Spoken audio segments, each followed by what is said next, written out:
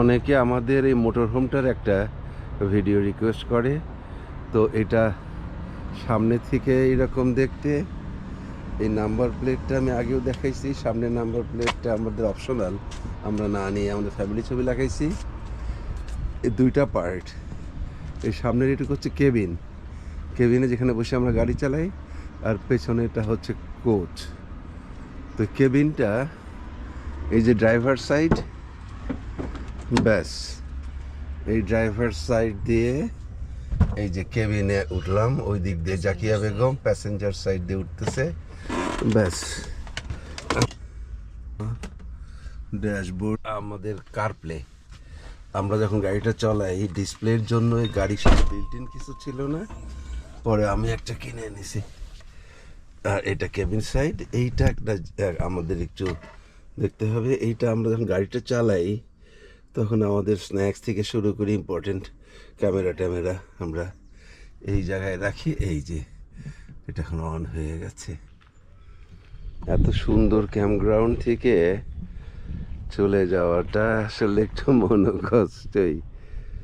চমৎকার একটা এলাকা, গাছগুলো একটু মরে গেছে কোনো কারণে, আর এই পাশে এই সমুদ্র। যাই হোক, এইটা কোচের দরজা, এটা খুললে একটা সিঁড়ি, এই যে এটা অটোমেটিক বের হয়ে আসে।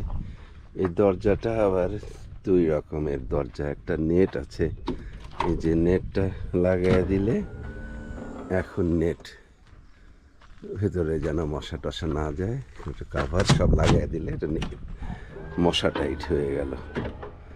ভেতরে উঠলাম আমরা, ওঠার পরে স্টেয়ার, জাকিয়া বেগমের নিয়ম অনুসারে কোন জুতা কোথায় থাকবে, কোনটা বাইরের জুতা।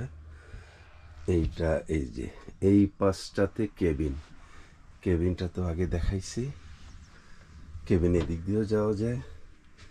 আর এইখানে একটা বাঙ্ক বেড, আমরা দুটো বক্স রেখে দিছি, এইখানে তিনজন আরাম মতো ঘুমানো যায়। আর আমাদের টিভি মহাশয় ইন্টারনেটটা লাগিয়ে দিলেই ব্যাস টিভি চালু হয়ে যায়, ওটার একটা সুবিধা আমাদের। এই যে গুড জব। এইটা হচ্ছে যে ডাইনিং এরিয়া, চারজনের বসার জন্য। আবার এই ডাইনিংটাকে এটা ভাঁজ করে এই এই দুইটা সোফাকে সরাইয়া দিলে একটা বিছনার মতো, অর্থাৎ দুইজন ঘুমাইতে পারে এখানে। এই দিক দিয়েও আমরা এই মইটা খুলে নিলে যখন আমরা চালাই তখন আমরা মইটা রাখি না এখানে, আর এইটা এই রকমের ভাঁজ করে আমরা উপর দিকে দিয়ে দিই।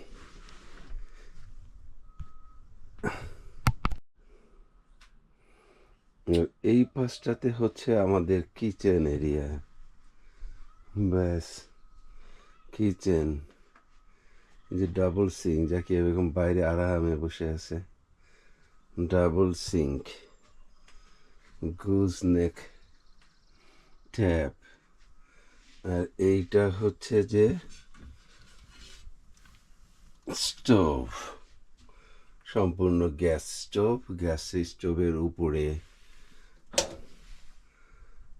সাকশন ফ্যান সবগুলো রাখি। আমরা একদম ফুল রান্না করতে পারি এখানে। তাছাড়া এটা একটা মাইক্রোওয়েভ, এই মাইক্রোওয়েভটা সাথে আবার হিটেড ইলেকট্রিক হিটেড ওভেন মতো ছোট্ট ওভেন, গ্রিল করা যায়, রোস্ট করা যায়, পিৎজা করা যায়। এই দিকটাতে হচ্ছে যে ফ্রিজ, এই যে এইটা ডিপ ফ্রিজ, আর এইটা নর্মাল ফ্রিজ। এছাড়া আর যত কিছু সব হচ্ছে ক্যাবিনেট। এই দিকটা আমাদের শোবার ঘর।